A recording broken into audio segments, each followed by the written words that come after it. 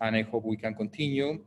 He's a great friend, and I hope today you will enjoy. I really like this talk from Susana, which is related to the photon counting histogram and protein aggregation in regards to ribosomal protein. So thanks, Susana, and I pass the word to you. Okay, thank you, Leonel, and thank you for the invitation. Yeah. So this is a talk that we normally put in this course because it's a real nice example of a technique that is called circular scanning FCS. The person that is there is Alberto Garcia Marcos. He's from Spain, and he was a graduate student at that time who did all the work that I'm going to present. His boss was Juan Pedro Ballesta, and as a collaborator, we have here also Dave Jameson. So let's start for the biological question that these people have. They were working in Saccharomyces cerevisiae, and this structure that is here is the ribosome from this yeast, and it have two subunits, the 60S and the 40S. If we open this structure, and here, we will find this structure here that is called the stock or P0.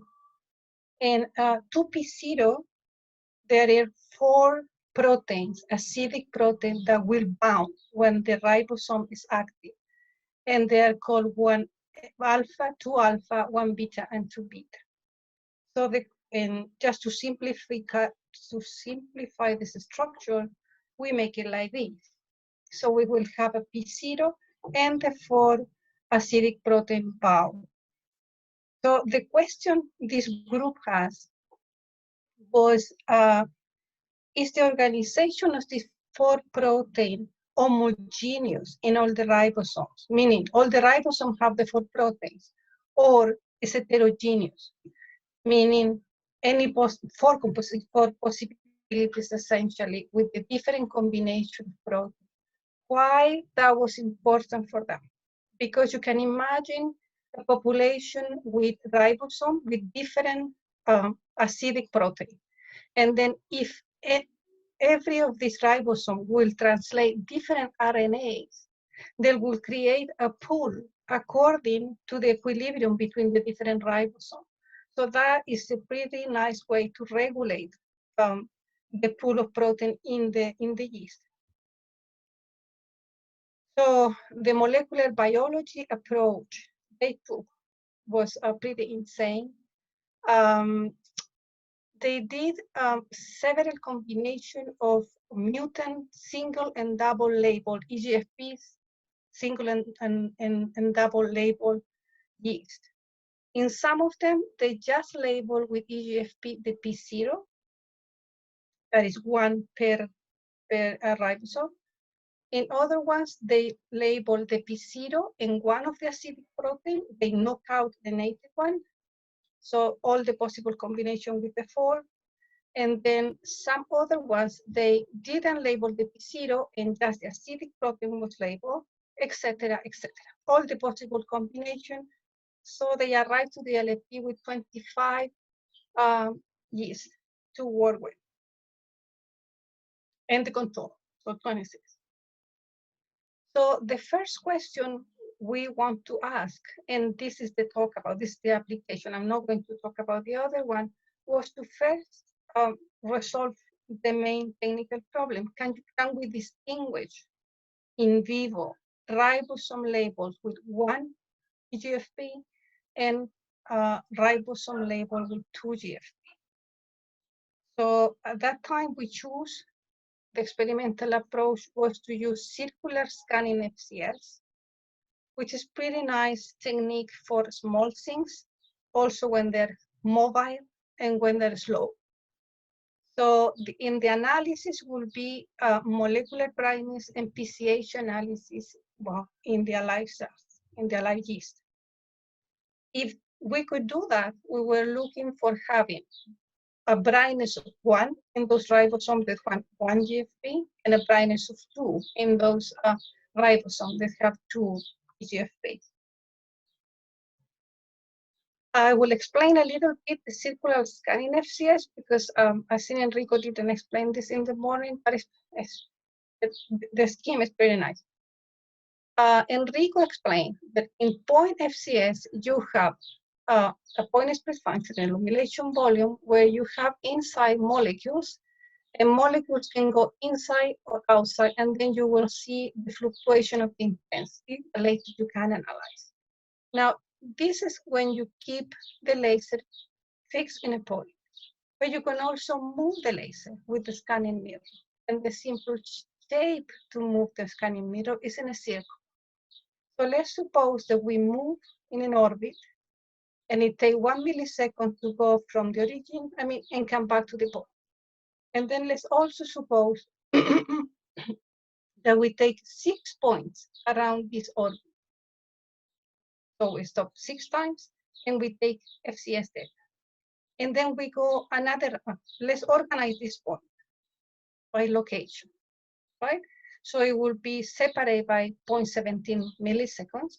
And then we go another round. So after 1 millisecond, we have again a collection of points in the same location from 1 to 6. And we continue, blah, blah, blah, blah, blah. And then we have this organization that is called the carpet or hyperspace. And then the nice thing is that each of these columns will be the equivalent to an intensity, FCS intensity thread. In this case, separate by 1 millisecond each. So we can analyze them by autocorrelation or by PCH and get all the parameters and all the parameters from the molecules that are creating the fluctuation in that volume in that particular position. So how many points do we sample in this circle? Well, we can do it two ways. We can do no overlapping PSF. And in that case, we will get a carpet where this one will be separate from this row, separate from this row, but we will get that. In our case, this will be okay. Or we can do overlapping PSF. And in this case was what Enrico was talking about before. You will have a spatial correlation information that you can analyze by comparing one point with the other. We just want to use one trace in each of the carpet box, 3 or 4 in each of the carpet. But we are not cross-correlating, we are not doing a spatial correlation. So the carpet is an ideal carpet with the data. We'll have in the x-coordinate the spatial information, and in the y-axis the temporal information. So we can get every column of this one, it will be an FCS trace, and we can analyze by autocorrelation or by PCH. We did both, but the analysis that I'm showing essentially at PCH, meaning brightness of molecule, brightness and number of molecules. This is the real cellular world. They don't look so nice. And look at these intensity, vertical intensity traces. They look all messy because the cells are moving. But we can always do the trending, which is a solution that we can talk later about how is the trending. That also is in the articles. I can reference to them. So essentially, you can have a nice autocorrelation function to fit and get your data. So let's go back to the yeast. So we need now to fix the yeast and to do the experiment. So what we did, first of all, we have to put them at room temperature. We didn't have at the time a stage with temperature, and also we didn't want to. We want to have them at 25, so they will not start reproducing, dividing, right? And they will be more quiet. And also we put them in 1% agarose. These are low melting point agarose. That so we put it in a sandwich between a slide and a cover. Ready. And the cells, they have to, since this work takes for months. So you have to normalize your samples. So our normalization in this sense, what the cell's absorbance means scattering around 0.5 at 25. So we will take a scanning FCS, circular scanning FCS, and this is a picture of one of the yeast with the EGFP inside. Scanning FCS, here are all the parameters. You have to know every single parameter for later do the analysis. So the computer will give it to you, and you have to optimize that.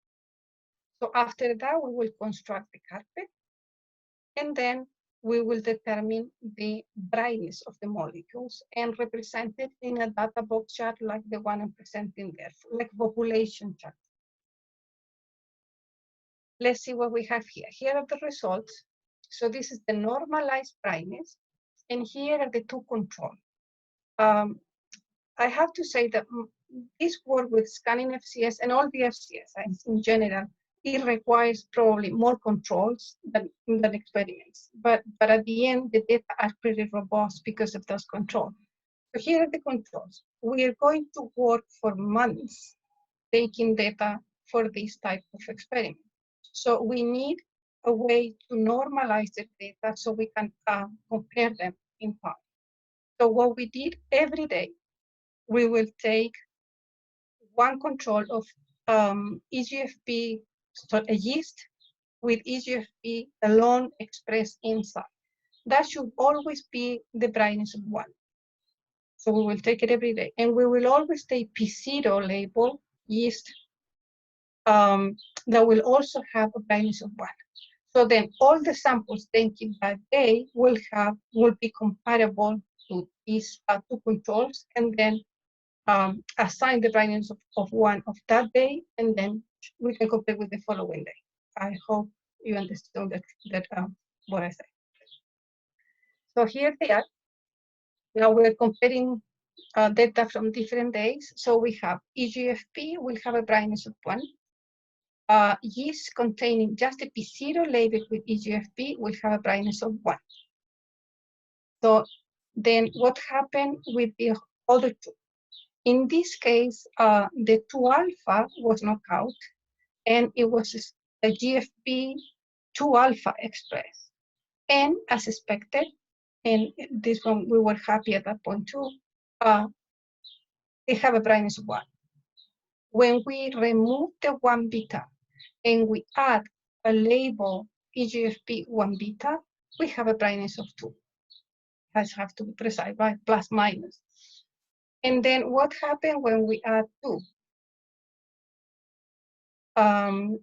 The last one over here is P0 label. Sorry, we remove P0 and 1 beta, and we add P0 and 1 beta.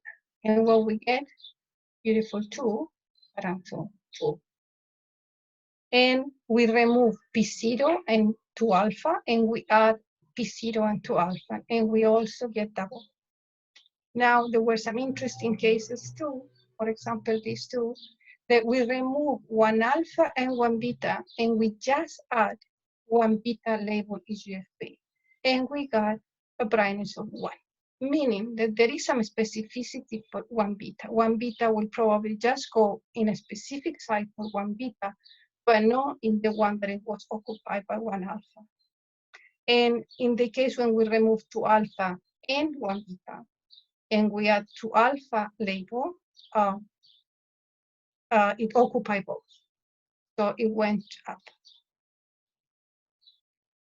Now, at that point, we were all happy with the result. We get the numbers we want. But when you work with these things that are so precise and so delicate, you have to go even further. So then the question is, what is the origin of these fluctuations that we are looking at? So the autocorrelation analysis gave us an average diffusion coefficient of 0.02 and 0.06 micrometers squared per second. This is super low. So what are the things that can be moving inside the yeast? And can we found out what we're looking, can we refine this conclusion that what we are looking inside. So we can have free protein at high concentration, right? Because we also have the G0 pretty low. So then what happened with the free protein? The acidic protein GFP, I put some values here, have from 39 to 60 kilodaltons. So the theoretical diffusion coefficient will be like 90 micrometers squared per second. Now the EGFP inside the cells, like Enrico said, is much lower, 20 micrometers squared per second. We never found any fast component. This is too fast for what we saw. So we don't think we have any high concentration protein inside. Now, they can also be polysomes that are really slow, and since there are so many, the G0 is pretty low. So, but what happened is that from our biologist collaborator, we have the cells at 25 degrees, and the oxygen inside that gel that we put it to be pretty low. So they're not supposed to be present there. We don't think we have polysome. So we do think we have free ribosomes, but the free ribosome, and we also give this part, this control, the theoretical diffusion coefficient for the free ribosome will be 12 micrometers squared per second. We purify the ribosome and we measure the diffusion coefficient, and it was 15 plus minus 2 micrometers squared per second. So predicted inside the cells, according to all the proteins that we have from before, it should be between 1 and 3 micrometers squared per second. But ours was much lower, 0.2 and 0.6. So what else can be there? So Enrico also talked about this part. These fluctuations that we are looking at, it can be two things. It can be a diffusion, but it means a structure, a slow structure that's going in and out of the illumination volume, but it can also be a binding process that it can go on and off. And we are just seeing the changes in the intensity. Can we differentiate these two processes? Yes, we can. The way of differentiating these two processes is to change the point spread function little by little and measure the apparent diffusion coefficient you get. If it's a diffusion process, the apparent diffusion coefficient will decrease with this precision. If this is a binding protein, the apparent diffusion coefficient will not change. So we did it. We took all the data and we reanalyzed, but it was easy. We didn't have to change the PSF because we do have the carpet. And in the carpet, we just take one line and then we add, we take one row and then we add one to each side. So we took 1 row, 3 row, 5 row, 7 row, 9 row. So we start increasing the size of the analysis. And then what we see with the P0, that nicely decrease. So it is a diffusion process for P0. And then we did it with all the other ones, but this is 2 of them. For the P0 label, we did 5 cells and 11 areas, and we do see a nice decrease. And this one is that is double label, 1 beta and 2 alpha. We also saw a nice decrease. So we are looking at the diffusion process. And clearly, well, it's not blinking, it's not free protein, it's not polysome, they're just the ribosomes flow inside the cells diffusing. So this is the conclusion. I think the time is fine. We are measuring the diffusion of the ribosome in vivo and the PCH analysis, and this is, let's say, the first one is the biological conclusion, but for us was also a nice conclusion from the technical point of view. The PCH analysis in vivo can distinguish between species having 1 or 2 EGFP labeled protein. And I think that's one. Yep. Thank you very much.